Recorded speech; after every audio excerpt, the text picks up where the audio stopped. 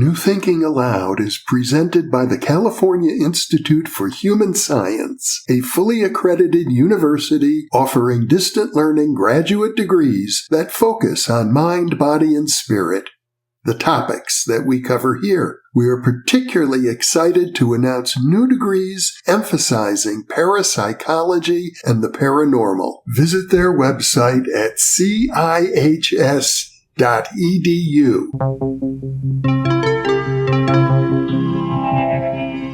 Thinking Aloud. Conversations on the leading edge of knowledge and discovery with psychologist Jeffrey Mishlove.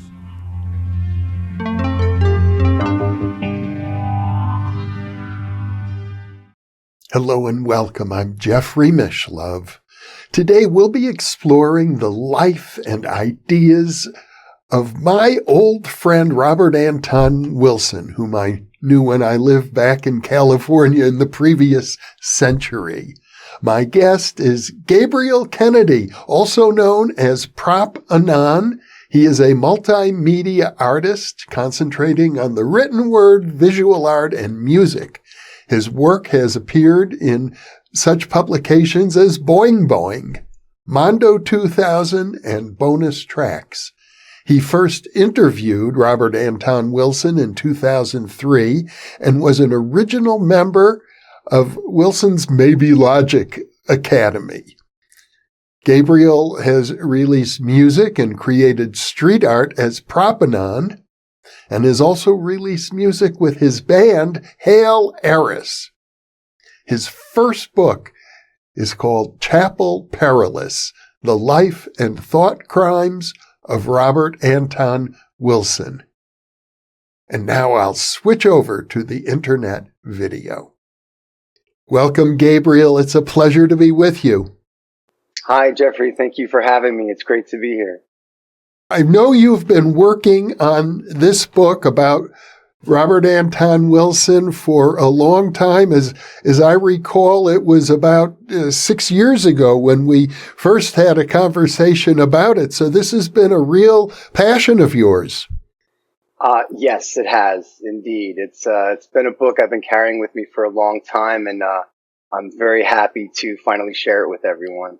Why is Bob Wilson an important person in your life? Wilson became my favorite writer pretty early on in terms of discovering his work. Something about the style, the way that he wrote really spoke to me. I grew up not too far from where he grew up. And he grew up in Garrison Beach, Brooklyn. I grew up maybe 20 miles away on Long Island.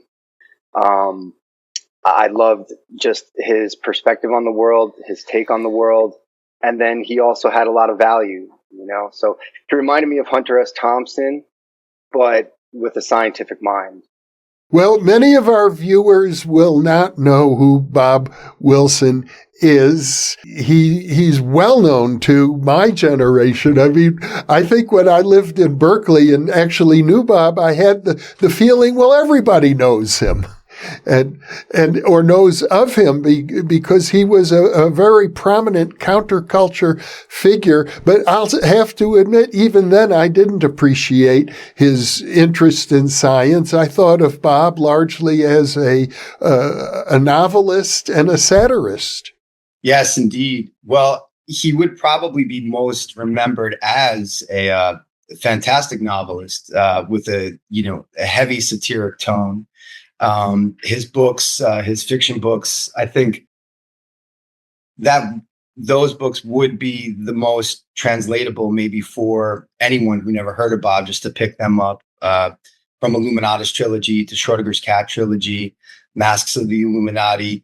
Wilson's fiction work is outstanding. He just never really received the same amount of attention that his peers like William S. Burroughs and or those who came after him like Tom Robbins, who was majorly influenced by Wilson when he discovered his work in Paul Krasner's journal, The Realist. When Tom Robbins discovered Wilson in 1959, it completely influenced him, in the rest of his career. So in terms of today, I think his value is the fact that he, in many ways, he saw a lot of this coming. I mean, the name of my book is Chapel Perilous, The Life and Thought Crimes of Robert Anton Wilson. I mean, that's a term that Wilson pretty much popularized really in the 70s. And if we know the term today, mostly because of Wilson, even though there were other great writers who used the term, like T.S. Eliot in his poem, The Wasteland. But I think that metaphor alone for describing where the world is presently at, we are all collectively in a Chapel Perilous right now. And it's not certain whether we're going to make it out alive or not. And I think that Wilson seeing this coming and anticipating it in his own life and getting through the other side of his own personal Chapel Perilous, I think holds great value for people to just learn about his life and how he approached, the good and the bad in his life. Well, the term Chapel Perilous, as I understand it, comes from the legends of King Arthur and also the search for the Holy Grail. Yes, for sure. Wilson, when he chose that term in the 70s, it certainly has a poetic flair, and there's the Arthurian mythos, carries with it much magic in and of itself, and it's really amazing how King Arthur. Many writers over time wrote about King Arthur's tales, and they added to the story. So the term Chapel Perilous itself, from what we know, comes from someone named Sir Thomas Malory, who was writing in the 15th century. Although historians now are not too clear on exactly who Sir Thomas Malory was. One guess is that he was born into privilege, but he became a career criminal. And he wrote about King Arthur and the chivalrous knights while he was in prison, which is kind of ironic. But that's who historians think wrote the death of Arthur, which is where the term comes from, Chapel Perilous.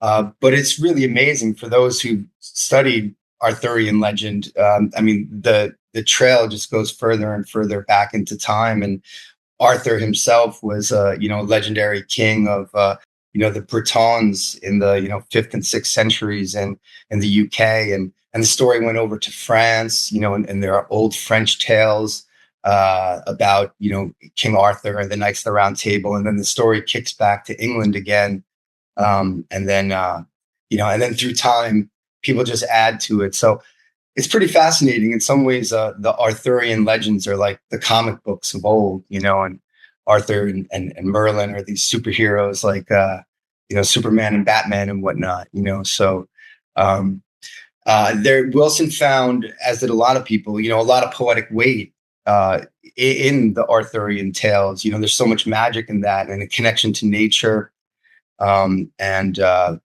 supernatural. So, I think it's quite fitting. But then where Wilson took the term, because Chapel Perilous in that story, the death of Arthur, is a dangerous place. It's a place where a pilgrim or a searcher will find oneself on the path searching for the Holy Grail, which contains the wisdom of truth and everything else. And once one is inside there, it takes a second to figure out that, I'm in a perilous place right now, and how does one get out? And Wilson took that term and applied it to a psychological state of mind where he started questioning, events in his life and wondering if they had a supernatural cause or if they were, products of his own imagination, which of course became the seeds for his great book, Cosmic Trigger Volume 1, which he published in 1977. And even though that book, some of the things that he discusses, like what was cutting edge science at the time, may seem somewhat dated today, I think there's so much value in that book. The way that he presents his own story in communicating with his own psychology, really, and he writes like a high-class new journalist. He's in the same school as Norman Mailer and Hunter S. Thompson when he's writing that book, Hunter S. Thompson was Dr. Gonzo, but, Wilson used guerrilla ontology, which is almost the same thing, like the writer putting themselves in the center of the story and letting the heroic tale ensue. So, where Wilson took that term, I think, again, it adds to a great description where we're currently at, because while collectively humanity is perched on the precipice, seemingly ready to jettison into the abyss, wondering if angel wings will sprout or if we're just going to fall right down like Wile E. Coyote while he's chasing the Roadrunner.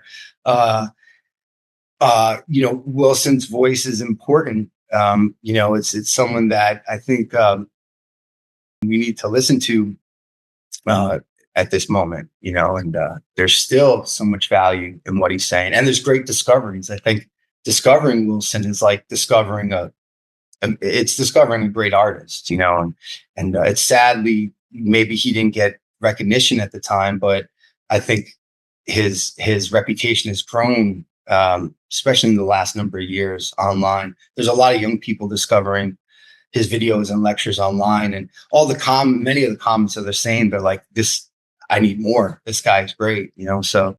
Well, he certainly had a biting sense of humor. But, the term Chapel Perilous that you've chosen as the title of your book, and that Wilson used a lot, he referred to it, as I understand it, as the idea that we are all sooner or later going to have to confront our worst fears.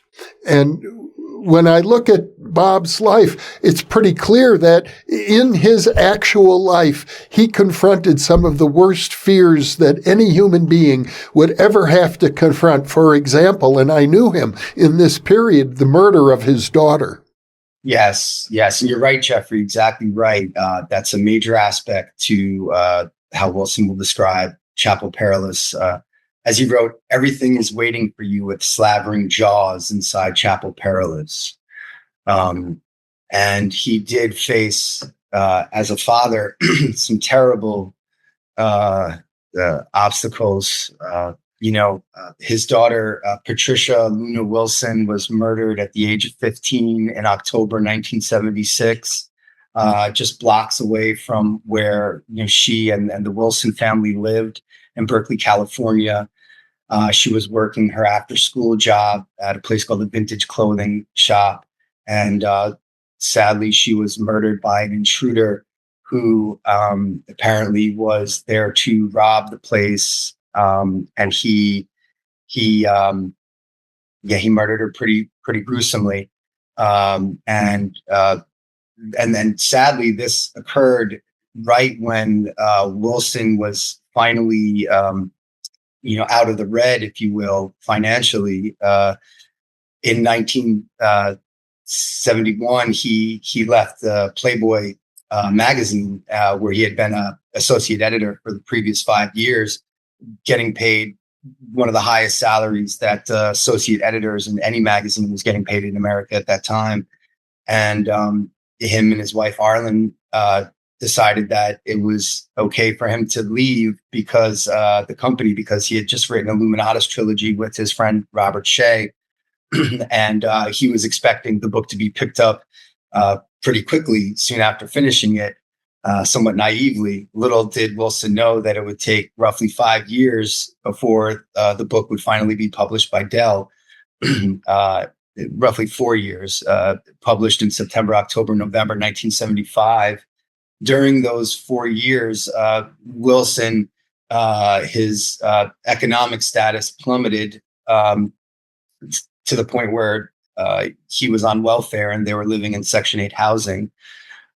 So when Illuminatus finally was released, it was just an explosion of great joy for the whole family and everyone that knew Bob, probably because they saw how much he cared about this project. And then so he was finally his career was finally getting going.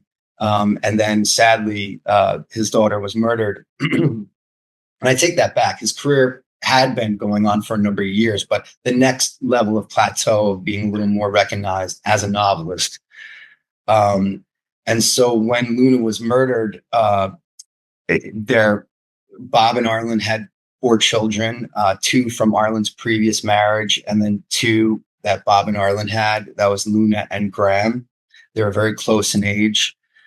So when Luna was murdered, Graham had a schizophrenic breakdown.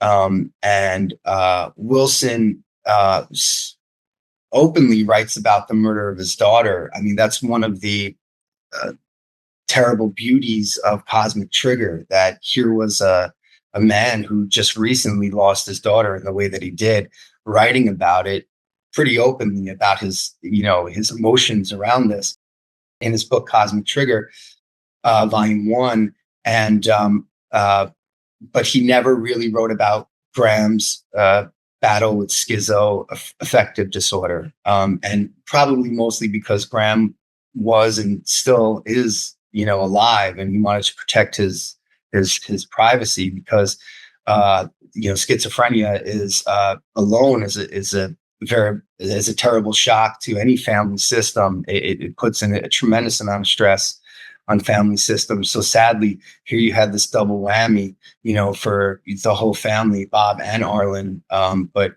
how Bob took it for a while. These were his children.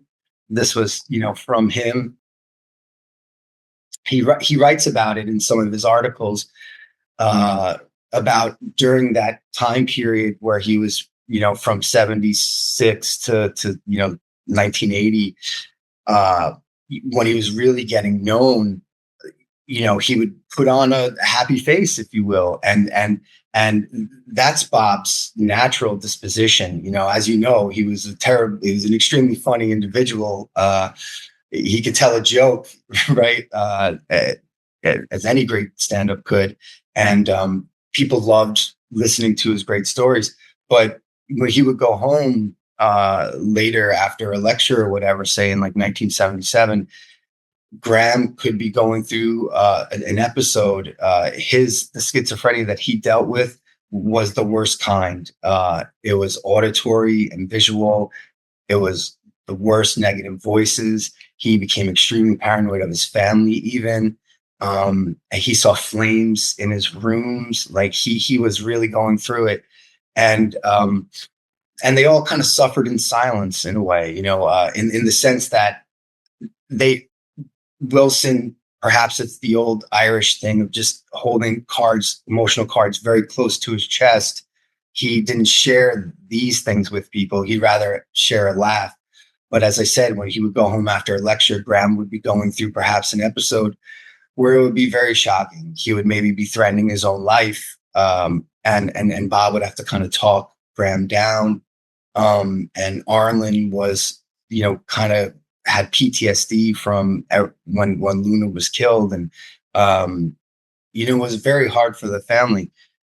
And in some ways, kind of broke a tenuous thread that they had with each other. Yet Bob and his whole family, Arlen and their other 2 daughters, Christina and Alex, they all have such big hearts. They don't see it themselves, but that's generally how it goes. Like they may think something was broken, but from my perspective, their vessel was large. The capacity of their heart extends way beyond their knowledge, even being able to talk about all this. And I got to speak with Christina, Alex, and Graham in the research of the book, and I felt great. It felt really great to do that. And they're all wonderful human beings, and they should all be very proud. But they dealt with a lot. Yeah, they dealt with a lot.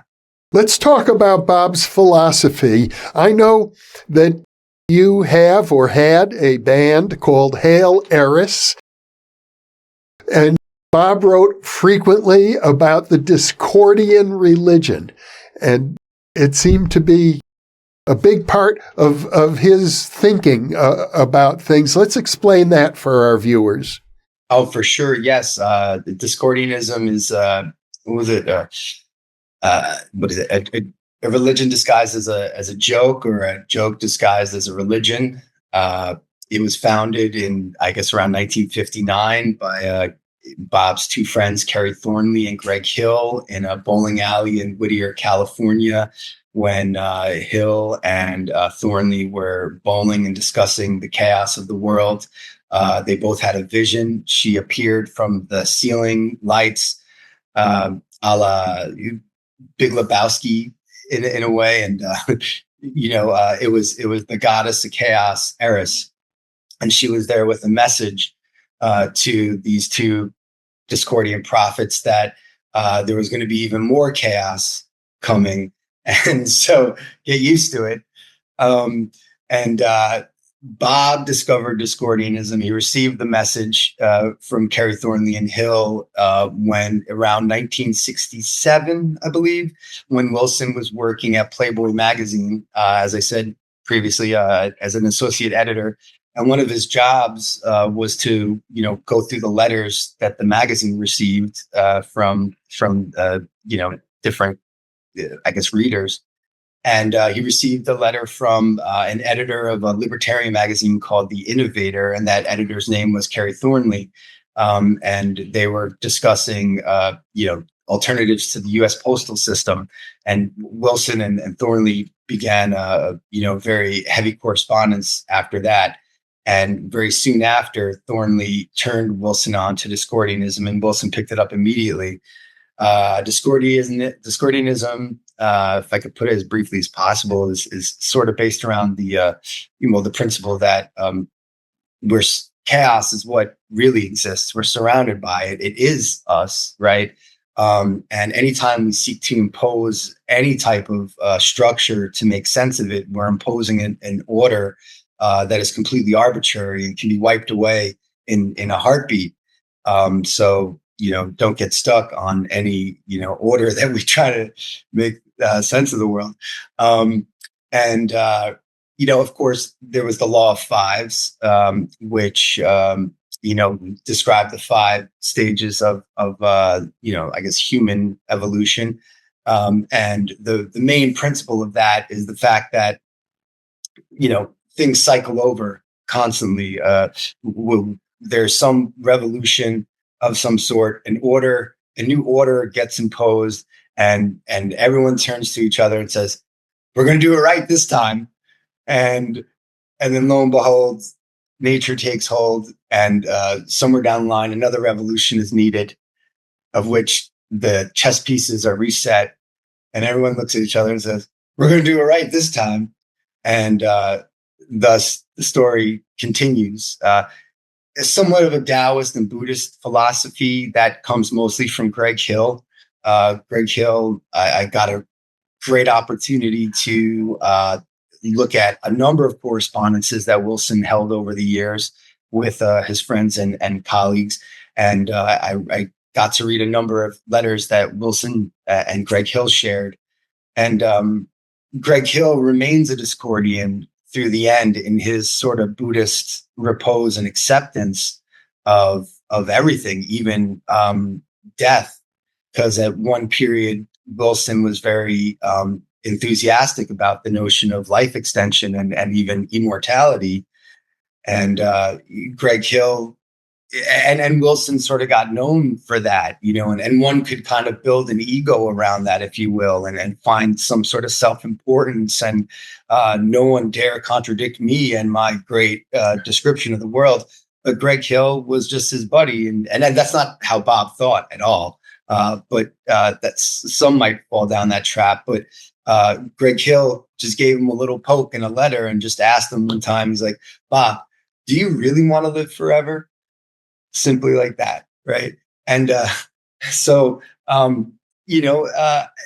and really they were, Wilson, Greg Hill, Kerry Thornley, and then Wilson brought his friend Robert Shea into the mix and initiated him, if you will, into Discordianism soon after Wilson and Thornley met. So, and that, of course, the notion of Discordianism became the major philosophical theme of Illuminatus Trilogy, the book that both Wilson and Shea co-wrote, as I discussed earlier. So, and then now it's taken off independently of Wilson's contributions to the religion, though I think Wilson is a major contributor and prophet and pope of Discordianism. But it's great. It has legs, and it has like the multiple legs of a centipede that's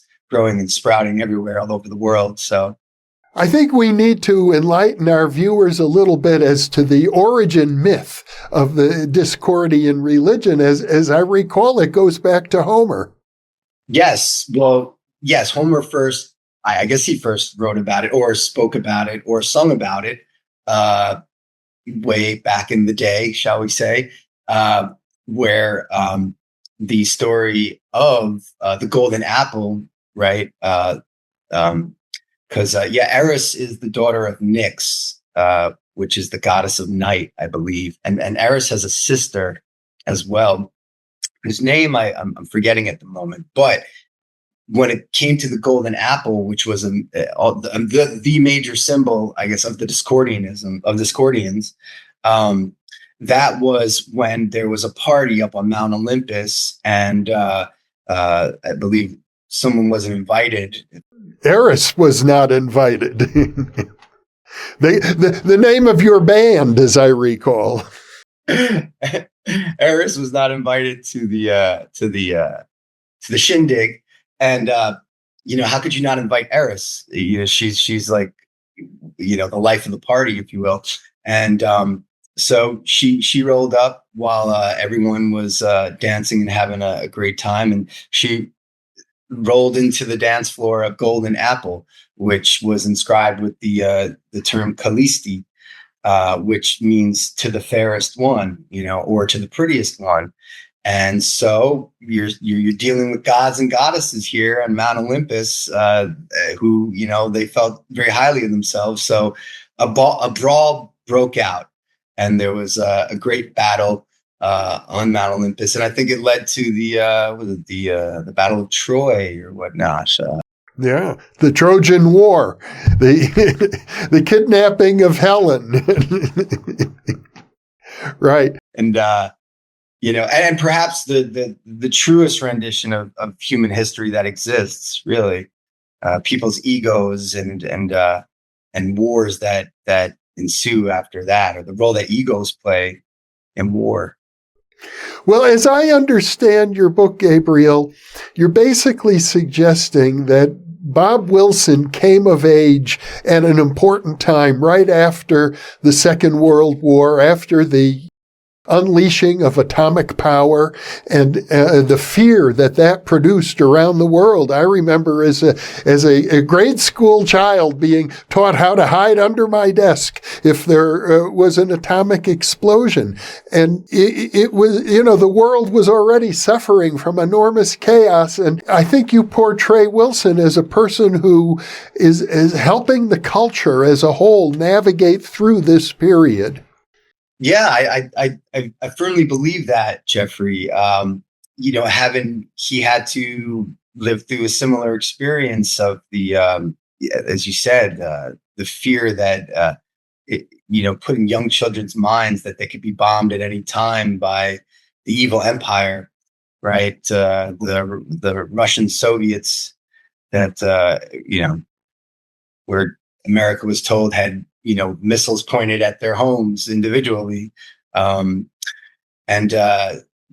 was a young skeptic towards the, this burgeoning industry of fear, that gets, one aspect of newspapers, media, that this notion to keep people anxious about the enemy outside, the tribe that is conspiring to, destroy the very, nature of what it meant to be, part of, this tribe, if you will. And he was also horrified by Hiroshima and Nagasaki, the two atomic bombings of those two areas in Japan that America chose to drop at the end of World War II. Nearly 200,000 people were killed in an instant. Most of them innocent women and children, and this totalizing, generalizing function of a war state mind to just group everyone together with this idea of the enemy, including women and children, was something that just, I think, shocked Wilson to his core when he really groped that, when he really understood that as a young person. And I understand that, it wasn't just him, it was a whole generation of people. I think this was maybe the underlying current of the 60s anti-war movement in America, because there were people who were now adults who had memories of, this idea of an atomic bomb that was, that killed other human beings. Children don't see, nation, class, religion, whatever. It's just like the idea that people and animals and the earth is just being destroyed, right? And that's exactly what happens in warfare. And so, when it came to this notion of the Cold War, Wilson was a skeptic from just the jump immediately, and he also followed Orson way of like his favorite writer or his favorite artist at the time, who was Orson Welles. Wilson discovered Welles when, Wilson was like 6 years old. He listened to Welles's infamous War of the Worlds radio broadcast that, lives in infamy and legend. That, that broadcast supposedly caused a huge panic amongst its listeners, and people were scared that there were aliens, ready to invade, the world at any moment. And, but for Wilson, he discovered just an amazing artist. And he, in every incarnation, when Orson Welles put out his movie, Macbeth, in the 40s, Wilson loved that movie. He watched it to no end, right? And then that inspired Wilson's love of Shakespeare, reading Shakespeare himself. But when Orson Welles, at some point, Orson Welles was writing an article, I think, for the New York Post or the Daily News, and Bob read it.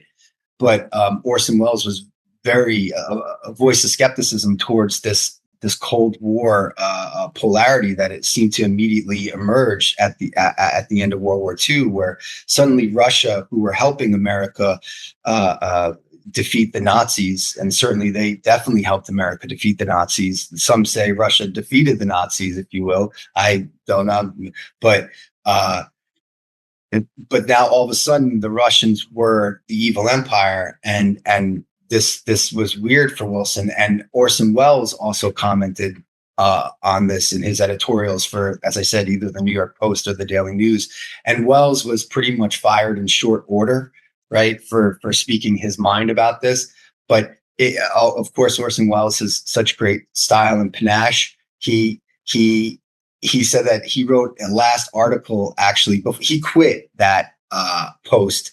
But he said because he got like a bigger and better job as a director, but they were giving him heat, in other words, for expressing his skepticism towards this viewpoint towards the Cold War, and part of that was pumping out this fear to young American children that we could be bombed at any time and you have to hide under the desk. But it's ironic because it was America that dropped the atomic bombs. No other country at that time or since that I know really has done such damage with atomic warfare. It's America that's done that, and I think Bob is that voice, that permanent thorn in the side of that sort of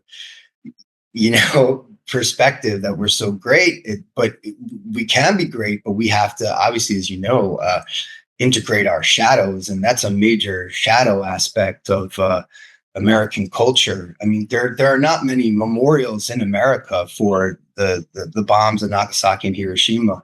There are memorials in places like Ireland, in small villages in the middle of rural Ireland. There's a memorial for the people in Nagasaki and Hiroshima. Yet it's kind of hard to find in America, which I find kind of strange, and I'm sure Wilson found strange as well. We also need to touch on Wilson's friendship with Timothy Leary and his involvement with psychedelic drugs and the whole 1960s, 1970s counterculture movement. Oh, yes. I'm sure that's what maybe Bob is most known for in some ways. His, a shining voice, cornerstone of the psychedelic revolution of the 60s, if you will. Although, as I've been saying in some ways to describe it, is the picture was sort of, a close up of Leary, right? But so Leary was the guy for so long. And but then, if you just pull back the frame a little bit, you see Bob is right next to him, and so I think this is one reason why Bob's popularity has increased a lot, and maybe someone like Leary's people knowing about Leary is somewhat maybe plateaued. Leary had a lot of attention, thwarted upon him, and he also courted attention because he was such a gregarious showman. The famous Leary smile that is probably most, iconically remembered when he's in handcuffs and being led by some federal agents, and he's got a big ear-to-ear grin on his face, like Bugs Bunny. And then, of course, Leary, at I think the age of 50 or 52, escaped from a prison, and then flew to Africa as a fugitive, which added to his legend. As far as I know, there hasn't been many political prisoners in recent years that have been able to escape prison and then head out of the country. And Wilson was firm. So as people know, Timothy Leary was the sort of like the iconic figure of the 60s psychedelic counterculture, as many of your viewers might know. And he was arrested in the late 60s and sent to prison for, I believe, possession of marijuana. And the judge gave him like 37 years prison time for, like the possession of either a joint or an ounce of weed, right? And so Leary appealed that case and eventually won. That's actually one of the cornerstone cases of legislation that has helped the legalization of marijuana was Timothy Leary, which is pretty great. But when he was sent away, the presiding judge called Leary the most dangerous man in America, which is also pretty ironic when there were like literally serial killers lurking about. Timothy Leary was the most dangerous man in America. But Richard Nixon, who was the governor of California and then later the president, he didn't like Leary at all. And Leary was high on his hit list, if you will. And Nixon, excuse me a second. Nixon was not governor of California. He ran and lost. Yeah. Okay. Reagan was governor. Yes, he did. Yeah, he did run it. Thank you, Jeffrey. When he became president, according to this one book, The Most Dangerous Man in America, he zeroed in on Leary because he saw Leary as like basically, if you get rid of the head, everything else will fall. And now Bob comes in. Bob first met Leary in 1964. He learned about Leary through Alan Watts, and he interviewed Leary for The Realist, Paul Krasner's pioneering counterculture magazine, and they became friends after that. And Leary went on to teach at Harvard. He was already teaching at Harvard, but then he got kicked out of Harvard, and Bob interviewed him at Millbrook, the famous mansion, where psychedelic research was done. And fast forward to 1976, when Leary was finally freed from prison. Leary had broken out, escaped to Africa, had his own adventures, but then was, according to Wilson, kidnapped by the CIA. There could have been other federal agents that did it, but for Wilson, it was the CIA at that time when Leary was in Afghanistan. In 1973, and then Leary was put in prison from 73 to 76. And during that time, the powers that be, if you will, worked very hard to sully his reputation amongst the counterculture and make people think that Leary was a snitch. they wanted Leary to snitch on members of the Weather Underground, which was the radical underground American group that played a part in freeing Leary. And they wanted Leary to snitch on members of the Brotherhood of Eternal Love, who were like a surfer, acid, weed crew that, they sold major amounts of LSD and marijuana, and they loved Timothy Leary, and they gave him money sometimes.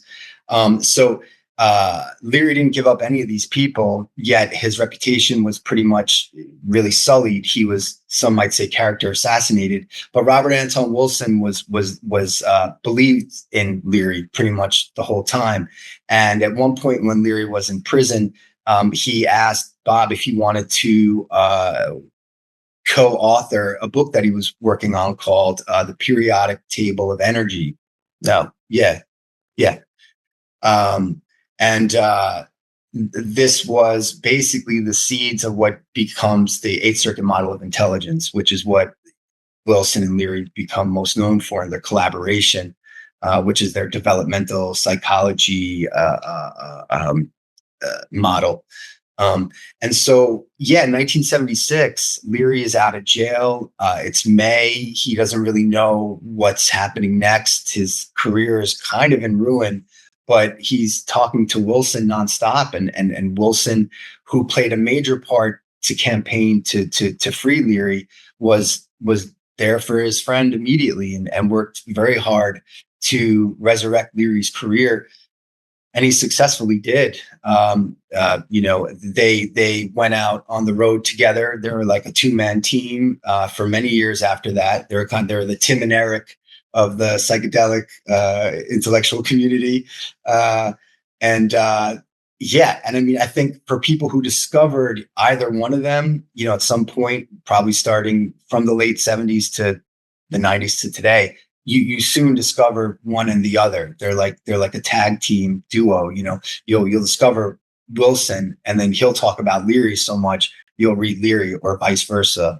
And and Leary felt very highly of Wilson and his work. And Leary was a highly controversial figure, but the more perspective people get on what he was doing, I think that most of his work was very positive. And he was also ahead of the curve. And Wilson had a real talent of finding people who were, anticipatory design artists or agents, if you will. Leary was one of them, because Leary was exploring the potential of psychedelics for psychological healing. And look where we are today. I mean, there's no question that psychedelics can bring great aid to people's psychological states of mind, their physical states as well, when done under proper setting. But that's what Leary was all about to begin with. And of course Wilson with him as well. I mean, Leary famously, debated Senator Ted Kennedy, on the Senate floor, seeking to enlighten them about a way to have trained psychedelic practitioners help people, do psychedelic trips. And this is where we are today. I think now we finally set the stage, Gabriel, to talk about the subject that I know you were most eager to talk about to begin with, which is Wilson's interest in science, and in particular, his interest in physics, and in particular, his friendship with Saul-Paul Sirag, who in those years, I will say, was my best friend when I lived in California. Saul-Paul being a theoretical physicist outside of the academic structure, but absolutely brilliant, and became a teacher of physics to a wide swath of individuals in the human potential movement who were interested in seeing if the many paradoxes of quantum physics had anything to say about modern life. Yeah, Saul-Paul, what a great mind. He was such a great help during the writing of my book. He had plenty of time for my rudimentary questions about quantum physics and really seeking to get a more thorough understanding of quantum entanglement. And in speaking with him, I gained an understanding of Wilson's own clarity into presenting these very cutting edge and complex ideas at such an early time of the course of life of the quantum entanglement theory. I'll just start with it was Saul-Paul, told me, and made me aware of the fact that it was Wilson's Cosmic Trigger Volume 1 that, as I said, was published in 1977, that properly presented the experiments of John Clauser and Elaine Aspect, their 1972 experiments. That's, according to Saul-Paul, that's the first book in print that gets it right. And I really think that's saying something, because, and then of course Wilson discusses the implications of and of course the ontological implications of the discoveries of quantum physics up until the early 70s, and of course the exploration of what Bob termed quantum entanglement at the time, like Bell's theorem or the theory of non-locality, which as Saul-Paul told me, it's pretty much the same thing in a way. It's just two different names. Entanglement comes from the 1935 Erwin Schrödinger paper, where he speaks about this entanglement that exists between two particles and whatnot. And that's the name that, of course, has stuck. And of course, it kind of rolls off the tongue better than Bell's theorem or non-locality. But that's what Bob was writing about, really, when he was writing about the theory of non-locality, which became a major intellectual underpinning for his and Leary's 8-circuit model of intelligence. And of course, Leary was hip to all that as well, because Bob met Saul-Paul Sirag through Timothy Leary. Leary basically told Bob to send Saul-Paul a letter, because he was a really smart guy that I think you'll be interested in his stuff. And Wilson reached out to Saul-Paul in July of 1975, and the sort of what led to this was that Timothy Leary had been working on a counterculture journal called Spit in the Ocean that was started by Ken Kesey and Ken Babbs, one of the Merry Pranksters. And this was when Leary was in prison. And Leary reached out to Jack Sarfati and had heard, their theories about, basically quantum entanglement, and how their take on it left room for the notion that ESP and, of course, telekinesis could exist, and the idea of this non-local mind that exists beyond our local minds, and how we could tap into that. And so, fast forwarding, Leary tells Bob to reach out to Saul-Paul. Saul-Paul and Bob, spark a friendship.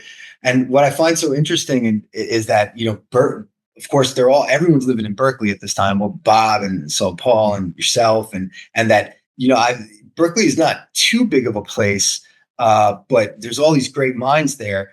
And Bob sends his letter out to Saul-Paul. They're only like 5 blocks away from each other. Bob is in his place, and the Institute for the Study of Consciousness, where Saul-Paul was living at the time, was not far at all. And I found it so interesting that, of course, this is how it works. You don't meet everyone within your where you live. But they spark an immediate friendship and conversation. They met previously in January of 1975 when their mutual friend Paul Sirag, who was, I guess he was a biologist who pretty much was working on life extension. Saul-Paul and Paul Sirag were previous friends. So Sirag was telling Bob hey, you got to meet my buddy Saul-Paul. So finally they meet, hit it off. And in the meantime, Jack Sarfati and Saul-Paul Sirag and Fred Allen Wolf they start the Physics Consciousness Research Group when they receive some funding. And they do that in 75 as well. But in 1970, and then they start throwing or putting on meetings and discussion groups, and Wilson joins them in roughly July, I believe, 1976. I think that's when he takes part in what he calls a Zen physics seminar, and this was a Physics Consciousness Research Group seminar in a beautiful location in California. And it's there that Bob is discussing, again, what becomes the seeds of the Eighth Circuit model of intelligence. And of course, the gang at the Physics Consciousness Research Group really dig what he's saying. And he also is interested in what these guys are saying, especially this thing that another physicist named Nick Herbert, who's been a guest of your show and later becomes a very close friend of Wilson's. He created this thing called the metaphase typewriter, which was a device that was supposed to be able to, I guess, tap into the quantum nature of one's own mind, leaving it open to receive messages from disincarnate beings and spirits, the deceased, what have you. And Bob loved this stuff, at that time, especially. I should say that when Wilson came across the, Saul-Paul Sirag and the Physics Consciousness Research Group, he had been on a magical path for, since around 1970, when he discovered the work of Aleister Crowley through, again, Alan Watts. He credits Alan Watts with that. When he was having lunch with Alan Watts one day in 1970, Alan Watts says, what's a really good book I've been reading? This book called Eye in the Triangle by Israel Regardie. It's a biography of Aleister Crowley. Wilson read it, started a correspondence with Regardie. He fell in love with what Crowley was talking about, this notion of adding, the scientific method to occult practices really, turned Wilson on. This notion also that Crowley adding yoga to the practice of magic really also attracted Wilson, because, of course, at this time, late 60s, early 70s, all of these things are so new for the culture, for Americans, really, and, Western Europeans, like this idea of yoga, the idea of Zen meditation, if you will. And Wilson was just at the forefront of so many things. When it came to Zen meditation, he was there at, one of the first, tours of a Zen monk in America. Bob and the family were there meditating with them, So when it came to doing psychedelics, Bob was, the country went through the psychedelic explosion in the late 60s. Bob was doing peyote in 1962, he was at the forefront. And then when it came to just physics, quantum physics, in 1975, as you know, and your listeners know, Bell's theorem, quantum entanglement was detrimental to the career of a physicist to want to study. There was not a lot of work in it. Bell's paper, his 1964 paper, I think it was called on Einstein, Podolsky, and Rosen, which was, it was Bell's response to basically Einstein saying that, this is impossible, this sort of quantum physics thing. It's not rational. And, 11 years after Bell puts that paper out, you have these wild wizards in Berkeley, not just the Physics Consciousness Research Group, but like a whole generation of physicists, which is pretty amazing. David Kaiser's book, The Hippies Who Saved Physics, does a tremendous job at really showing this generational shift that, it happened then in all, as you got to experience it, like in all facets of American culture, this revolution of like, we need to do something different. And, up until that time, particle physicists were told to just shut up and calculate. And, here comes this whole crew, the fundamental physics group, all of them start begin questioning the ontological implications of these discoveries that were made in the 1930s by, the original quantum physics gang. And then here comes Wilson, really kind of, as you said, like viewed as just he's an underground journalist. He's hip with the counterculture. He's a really funny dude. But is he scientifically sharp enough to delineate the nuances of all these different possibilities that these discoveries hold? Can he really translate this information in a way that keeps people engaged? Because sadly, a lot of popular fiction books that discuss, nonfiction books that discuss quantum physics or any type of science can be dry and boring. And Wilson is able to keep readers engaged through his humor and his skill at just, writing and kind of enticing and seducing the reader to keep wanting to learn more. And when it came to quantum entanglement, I mean, he accomplished that for me. He turned the engine in my mind to really want to learn as much of this as possible. And then finally, I mean, the icing on the cake was being able to speak with Saul-Paul for a number of months, just having a fairly, heavy correspondence and asking him questions about physics that offhand, I wouldn't even know the answer to at the moment, nor the question at the moment. My mind was not trained. It's not, Wilson used to say that he had an analytical mind. Wilson, when he was in high school, thought about just becoming a mathematician in college. He went to Brooklyn Tech. He was an engineering, he imprinted this rational, sort of very engineering, analytical sort of mind. And he developed his intuitive, of course, he always had imagination and humor, but I had to develop this rational scientific mind, if you will, like a lot of writers. And Wilson was my tutor. And then I got to speak to who I really believe was Wilson's tutor when it came to quantum physics, and that was Saul-Paul Sirag. And even the chart that is in Wilson's Cosmic Trigger Volume 1, where it's such a great chart that quickly lays out the recent experiments and discoveries of quantum physics. That chart includes John Clauser's 1972 experiments, as well as Alan Aspect's experiments.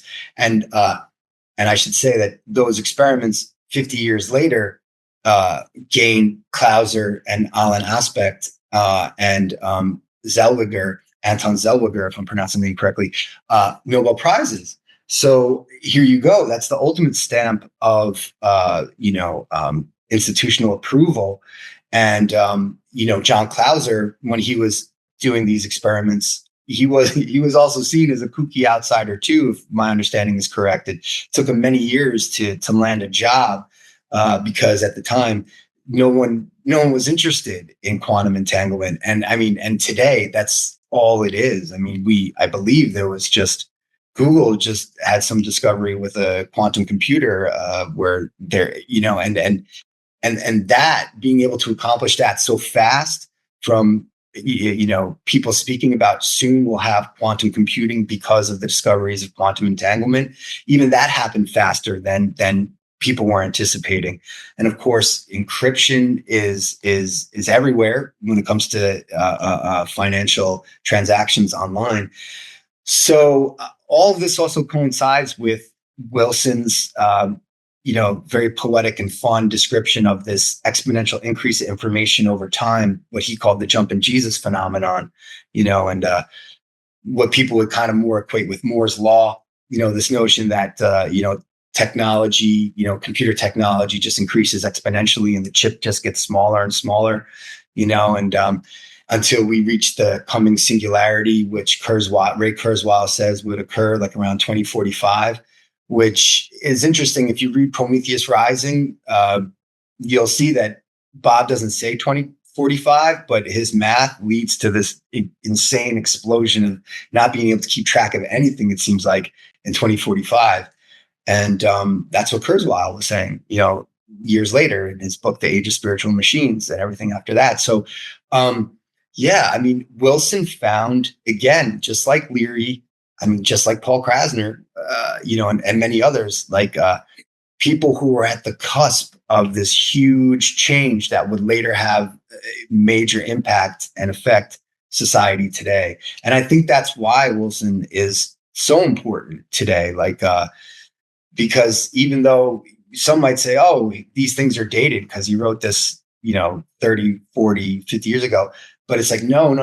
You don't understand. Wilson was ahead of the curve, and sadly, as you told me, there were plenty of maybe scientists and perhaps physicists that didn't quite discover Wilson at the time because he maybe didn't have a PhD at the end of his name, or he was not a, professional. He wasn't sort of in the academic circuit, right? And he was more this zany, funny, stoner intellectual and novelist, right? And that is where I think that he received most of his credit during his writing career from other very smart people who didn't read his nonfiction as much. That what a funny novelist this guy is. I can't quite do this. Yet John Gribben, the physicist, left a very nice blurb and true blurb for Wilson at the back of Wilson's book, Schrodinger's Cat Trilogy, which really dives into his take on quantum physics. It's a fiction book, but Gribben said something to the effect of what great physicist lies in the mind of Robert Anton Wilson.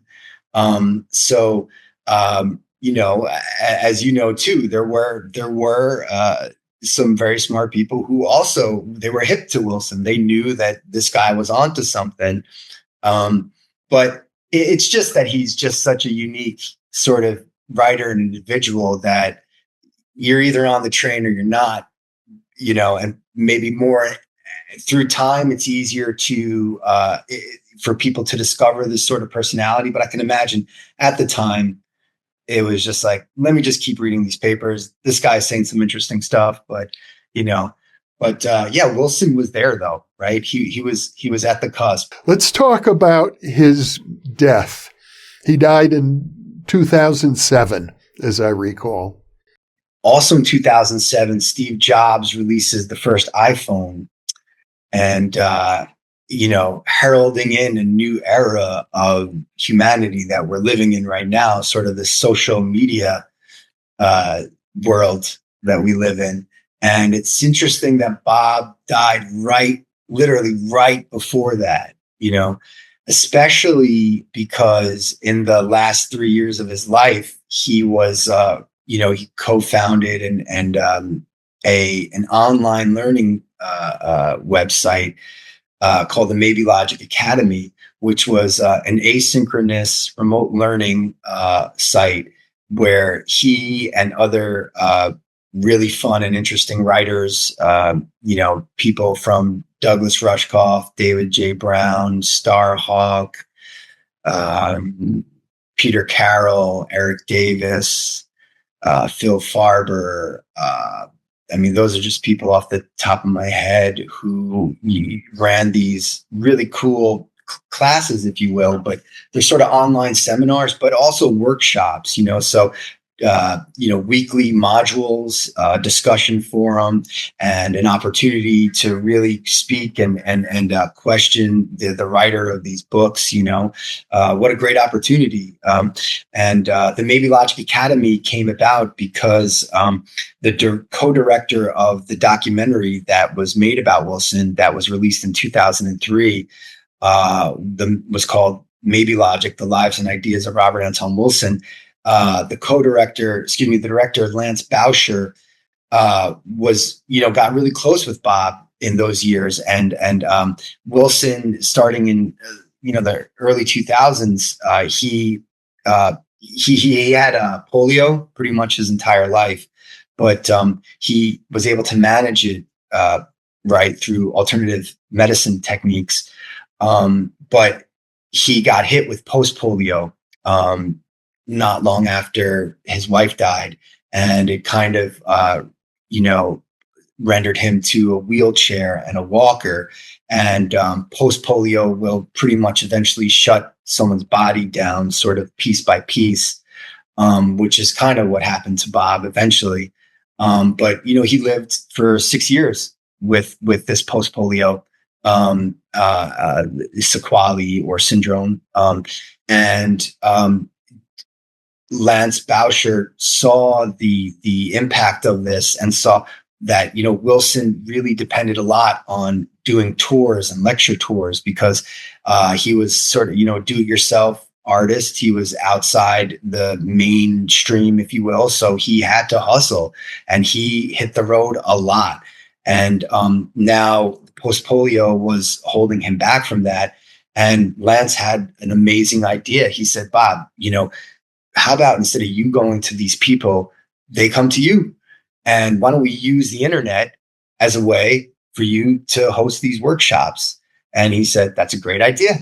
And the Maybe Logic Academy went online in July 2004 with an inaugural class of the Illuminatus trilogy, which Bob, week by week, over 12 weeks, just went as deep as you could go in this amazing book. Well worth the price of admission. And again, for the next 2.5, 3 years, he was a steady presence on the website, teaching classes and also just kind of being available for people who knew. And I was a active member of the Maybe Logic Academy soon after it started. I was in a very fortunate part of my life to do that. And then he gets sick. He's already sick, as I said, his body's slowly breaking down, but he's spending more time in the hospital. However, when one would not know this at all during those classes, I mean, this was Bob's stoicism, really. And that's for better or worse. This is his old Brooklyn Great Depression stoicism, Irish stoicism of just, there's things that he just doesn't share. And that's all the hard stuff he's going through, and in my book, Chapel Perilous, The Life and Thought Crimes of Robert Anton Wilson, I mean, one reader told me that the book gave him anxiety, which I kind of take that as a compliment because Wilson's books are able to give people a certain anxiety. I hope that the anxiety is resolved at the end of the book, because that's just the anxiety of a person who, took the less beaten path in life, followed his heart, took the romantic quest for the Holy Grail, and that Holy Grail is to live with your knowledge of self and to let it exude from you and live in that truth.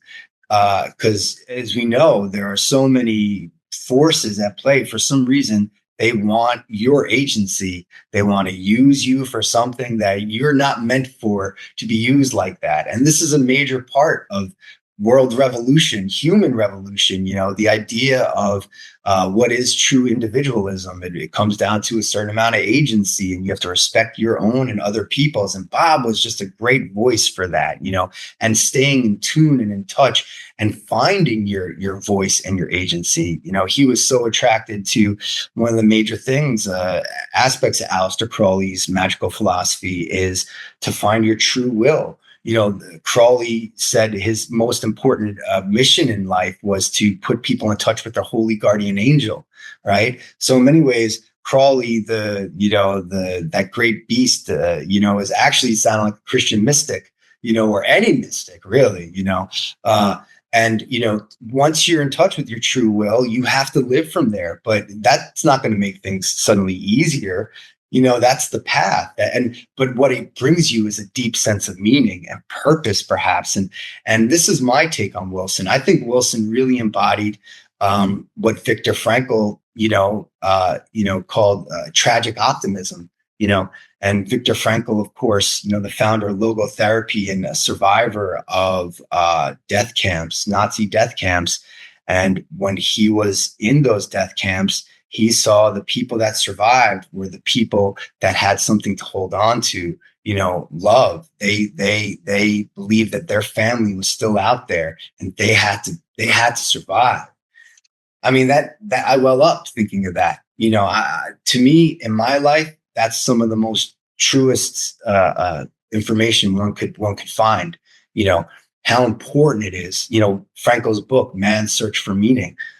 Wilson's path is a path for meaning, and as John Lennon sang, give me some truth, no more BS. We live in a time that, information is exponentially increasing, but so is mis and disinformation, but then Wilson's mind is so interesting. Like he's constantly putting the apparatus of attention on, be aware of other people's misinformation, but most importantly, be aware of your own misinformation, the stuff that you tell yourself every day that is not true, but somehow you've convinced yourself that this is true. So this is a major part of his sort of like linguistic philosophy, the role that language plays in determining the way we think about the world, and then of course ourselves, and how language itself is a mass hypnotism. Language is a drug, or as William S. Burroughs says, language is a virus, right? So, how do we break free of these false dichotomies that we continually, and according to Wilson, stupidly and constantly reproduce? He tried his damnedest. He dedicated himself to the mission in terms of the magical mission, like the total liberation and illumination of humanity. I mean, he truly believed that. When he practiced magic, this is what his daughter Christina told me. It was, and it's pretty clear too, it was to transcend. And what does that mean, to transcend? Well, to transcend his own emotional compulsions and obsessions and pain. Wilson, especially later in his life, when he had these very, polio is a virus or disease that causes these really painful cramps and spasms. So the muscle will just totally just recoil, and people will just their bodies will really recoil in that regard, and the pain that brings. Wilson used magical sort of techniques to alleviate pain, right? And I think this is the real testament for people who want to practice these, wisdom traditions, magic, yoga, all that stuff. It's like, that's cool if you get these cool results. You get a win every once in a while, but it really seems like, and Wilson's a great voice of this, these are the things that help you get through your life with meaning, find some real mythical meaning in your life, and this is why he loved Joyce's Ulysses, this idea that like in everyday life can have such mythic power. Like that's when people are shut off from, that their own mythic selves, and then when people get turned on to it a little bit, their egos might get inflated and they think they're gods, right? And the truth is, yes, we're all gods and goddesses, but you got to humble yourself because we're also, just dust in the wind. So Bob is just a very amazing voice that can just, smash these paradoxes together constantly. He called himself an agnostic Gnostic. And in doing so, presenting these sort of paradoxes, they're like, for me anyway, they're like Zen koans.